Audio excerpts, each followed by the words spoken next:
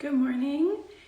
We are now on Wednesday and I just finished my makeup and now I slept in these heatless curlers. They're actually easier to sleep in than the one I slept in last night, but I don't love the curl it gives as much as the ones last night. But anyways, if I want to have a better sleep, these ones kind of give more of that almost like the 20s era curl. I think it's the 20s, 30s, like just that soft, yeah, I don't know how to describe it, but you can see it. I don't have to describe it. Yeah, so then as always, I'll just put my hair up in a ponytail and it'll give my ponytail some bounce. Today, we are getting ready for my husband to come. He's flying in tomorrow morning and yeah, we're excited about that. So we are gonna do a final last plan of the meals for the weekend because we are doing our summer fest, which we are a unconventional family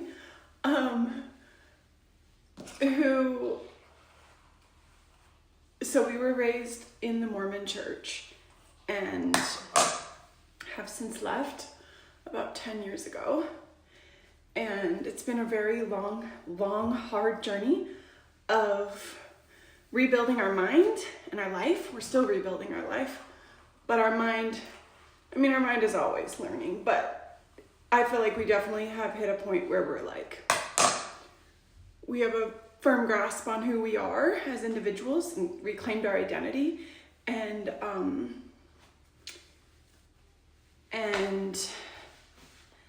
just also our concept of what this life is and why we're here and purpose of life and all that stuff. Okay, so one of the things that I recently kind of reclaimed for myself and for our family is our annual rhythms. So it's always kind of bothered me. The rhythms that holidays, like our statutory holidays are, there's just like no rhyme or reason. They come, it's like, I do daily rhythms, weekly rhythms, and annual rhythms that are in alignment with me. I love celebrating on the season, so the solstice or the equinox, and we do a lot of the similar things that you would do like on Easter or Christmas or like the winter solstice is like really close to Christmas. We haven't actually done that. This is a new thing this year. So this is our first summer fest. And we're gonna do similar things that you would do, like have a barbecue as you would do on 4th of July or Canadian July 1st, right? So anyway, we're gonna just enjoy food and enjoy each other. And we're gonna take the kids fishing, that's the plan. And so anyways, he's flying in tomorrow, so I'm gonna be getting the house ready, getting the fridge stocked, and yeah, the kids are super excited because we're gonna take off 4 days of school. I do school all year round with them. We don't do very much, like it's just like the same thing. I'm a rhythm girl, I'm a slow and steady wins the race type person. So we just do a little bit every day all year except for our rest days. And so yeah, they're excited about not having to do practice their English. Anyway, so come along and I'll take you along for the ride today. But first I'm gonna just slick back some of these little strays and yeah, happy Wednesday. Okay, so something we have started is doing a bounty board. So for the spring, I did a spring bounty board. And now we're going to design and this is a breakfast, it's like a charcuterie, but like a breakfast charcuterie. And so we have these flowers growing out in the backyard. We'll probably use these ones to decorate it with and then do some watermelon, yogurt, granola. It's kind of just like, yeah, like a grazing breakfast kind of thing. We'll do some sausages and try to make it look really lovely so we can kind of like graze on it in the morning while we prepare our more main meal of the day. So anyways. Okay, so I am out running some errands, and I spent the morning listening to, I wasn't sure if I was going to mention this, but I knew there was an episode dropping on one of my favorite podcasts. And so I listened to it while I did my morning walk. And I knew it would get my thoughts going, and it did. And so that kind of hijacked my brain for a while, which moved me to do a workout where I was just like, while I was listening, I was just feeling all the fire in my body. Anyways, it's a podcast exposing a lot of corruption, specifically in Utah. It's called We Are the People Utah, and I highly recommend it. However, proceed with caution. Like I said, make sure your mind's in a good place when you listen to these people's stories. But it really got me thinking about, because like I've always been passionate about integrity and being honest and having courage and doing the right thing, even if it's the hard thing. That's always been a huge value of mine, which is why when I was in the Church of Jesus Christ of Latter-day Saints, I was such an advocate of it, because I really believed it was the one true way.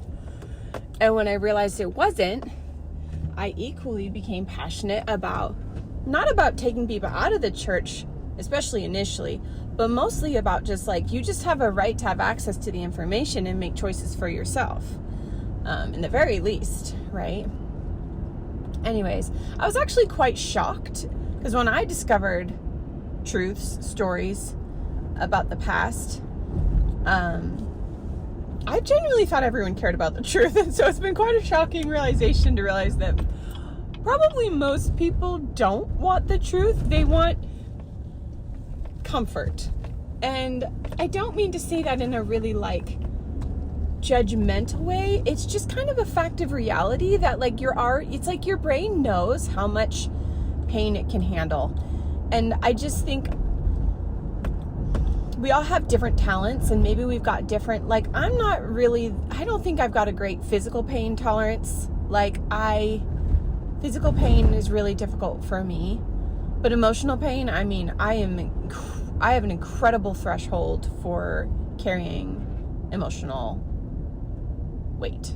And so anyways, I've never lived in anyone else's shoes before. I don't know what it's like to be someone else, but that's just the story that I've come up with to understand, because it's been absolutely shocking for me to see that some people they want their comfort. And when I say comfort, I mean they want status quo. And that's probably a better way to say it. They want status quo, because if you go out of status quo, if you question narratives, it throws everything off. And like, to be quite honest, when I left the religion, I had no idea what I was walking into. Like, no idea. And if I knew what I know now, would I still have done it? Yes, absolutely. But I had no idea the amount of pain and chaos that would take over my life for as long as it did. Because you lose your identity, especially if you were like super, super hardened believer. That was your identity. Like, I was a member of the Church of Jesus Christ of Latter-day Saints through and through. That was the purpose of this earth even. It was Jesus. It was everything. It's just like what this world is about. And I was taught that I was to be a mother and a wife, and that was my role for eternity. And so I did those things, and it's hard because those are very desirable things for everyone. I mean, not everyone, but like most people, if you say be a mother, girls are going to respond well to that. Their red flags aren't going up that they're part of some controlling cult, right? You're like, oh yeah, of course, I want to be a mother. That sounds great. But what I never realized is that I needed an identity. I needed a concept of myself. What made Sherry unique? Who am I? And that's when astrology came into the picture, because in my healing journey, I mean, for a long time, I wanted nothing to do with anything that had anything to do with like I guess because astrology is kind of in this like in-betweener land where it's like there's definite mysticism in there, but that's just because we don't understand it. So anything that's mystical, it's because we don't understand it. Once you understand, it's not mystical anymore, right? So, or maybe it kind of carries an essence of mysticism just because the mystical realm is like, you know, like we understand we have dreams, and dreams are really mystical in that they're like chaotic, and there's this realm of like things that you can't really define. You know, when you have a dream, it raises up subconscious things you didn't even know you were thinking or feeling. Like a lot of my healing has been spurred on by my dreams in the nighttime, and I wake up and I'm like, it's like I've pushed things into my subconscious that I don't know how to deal with, and then I have dreams about them, and I'm like, and I'm forced to face it, and I'm like, okay, that's a real thing, I'm dealing with that, and it's important that I deal with it, and so I choose to deal with it because that's what I do. And I probably, no, I mean, I'm not gonna put me down, but like, I suppose there are probably times when it's like, hey Sherry, you've gone, like you've dug deep enough, give it a break, you know. But I'm really aggressive about the truth, my own truths, like these subconscious things I'm telling you about that you bury because you don't know how to deal with them. And I think that's what I was saying. A lot of people, they don't know how to deal with the darkness that's coming out and what to do about it, and it's threatening everything. And so people, I mean, some people outrightly just be like, no, you're crazy, blah blah, and those people I really don't understand. But like, I get that people are just like, ugh, I don't want to, you know, I already have so much stress in my life, blah blah blah, like I can only handle so much. I get it. But I was in a unique position where I had a wonderful but at the time I left the church, I was in a really good position to question, because my husband was so incredibly supportive, and, you know, in a weird way, like, not that it's weird, but like, I was the one to bring it to the conscious, but he had been aware of it, even consciously, like his own doubts. And me giving a voice to it was like very liberating for him. Anyway, so we left the church and have been rewiring our minds, our everything. What is the purpose of life? What is the purpose of our life? Like identity. What is the purpose? Like, how do we parent? What are we raising our children for? You know, because in the church it was like you're raising good people who are going to be good members of the church. Yeah, go get a job if you're a man, be a good provider. And it was just kind of like that. And then you do the church and you have your big family and you have your church community. And so when you lose that, you lose community, you lose, well, specifically me and my husband lost our family, not because the church, it's not like our family, like, what is that thing called? Some religions, like, you're actually taught to shun your family members because that's part of like making sure they don't question and leave. That didn't happen. My parents were actually very supportive in that regard, and my husband's parents not so much, but also still wanting us in their lives, you know. And but ultimately we went no contact with them because there's so much more to it. Because the thing is it's not a matter of like Christianity and church. It really comes down to fear. Like, there's themes to all of the corruption, whether you see it in the church or you see it in the government or you see it in corporate world.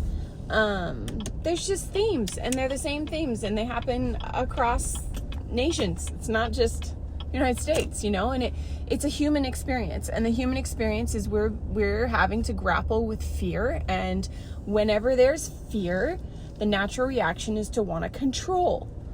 And when you want to control to protect yourself or to gain power, which is ultimately to protect yourself, it's just people have different fear reactions, right? Like, some people freeze, some people fight, some people flight, right? It's like fight, flight, or freeze, right? Like, we all have like a different fear response. And so I see like the bullies as people who just have been hurt, and they're like, no one is going to have power over me again. Like, I will be so dominant and people will fear me, you know? And it also comes down to people wanting to feel loved, because when it's just a perpetuating thing, like when everyone is operating out of fear, then the parents aren't present, the children don't feel seen. They're putting their children into the programming so that their neighbors accept them. And, you know, it's just this like pattern that exists everywhere. You know, I'd already known about some of the like terrible abuse in the church, but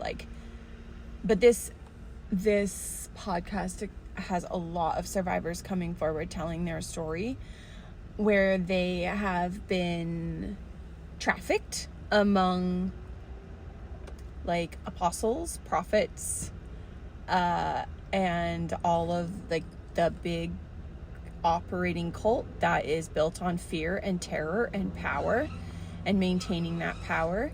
Because here's the thing, if you don't have internal power, like your own actual power, you rely on control. So think about like children, right? You're raising your kids. If you're not really grounded and present and an attentive parent who has an identity, and I'm not like, if you're just not well in that regard, and your kids aren't gonna, if you don't have order inside, how are you supposed to create order for your children? And if your children don't have order, then they're gonna start to act out. And how do you get them in line? Well, you got to use fear, you got to use punishment, you got to use pain. But children will follow if they love. If they feel loved and they feel safe and they trust, they'll follow. And then you have children that are being like good kids, right? Or you can use fear and control to get the results you want out of your kids.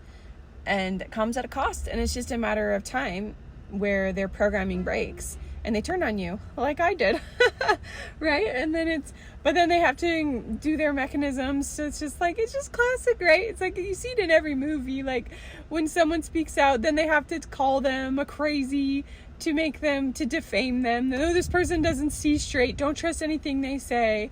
This is just how it works, guys. Like, this is how you maintain control over people, employees.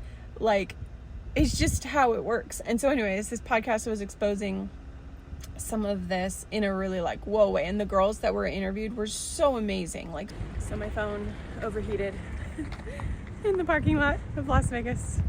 So it just shut down. So anyways, I'm running into Costco, gonna get some groceries for our weekend, and then I'll head back home and make some granola for our bounty board.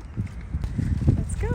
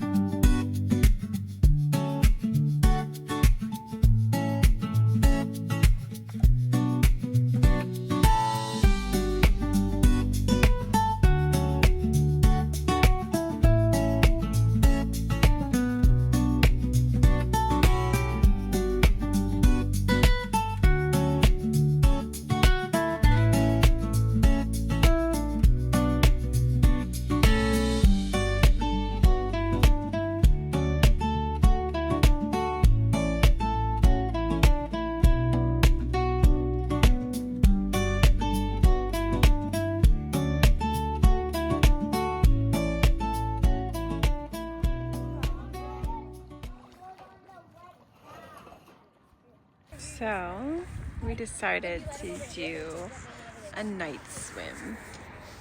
So the pools are really nice in Vegas in the summer at nighttime because you can just chill without the afternoon sun torturing you. Anyways, that's how we're ending the day today. It's kind of a interesting day. I wouldn't say it was a hard day. But it was definitely like a heavier day,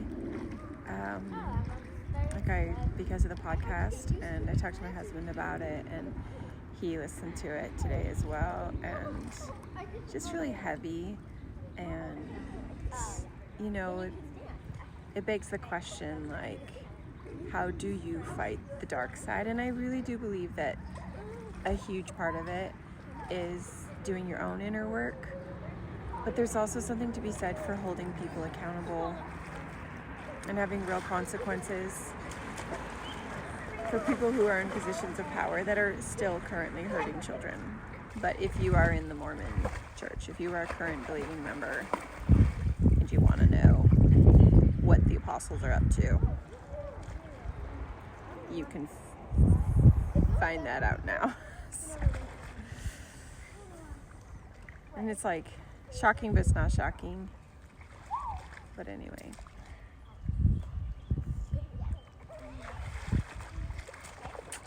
So that's been on my heart all day.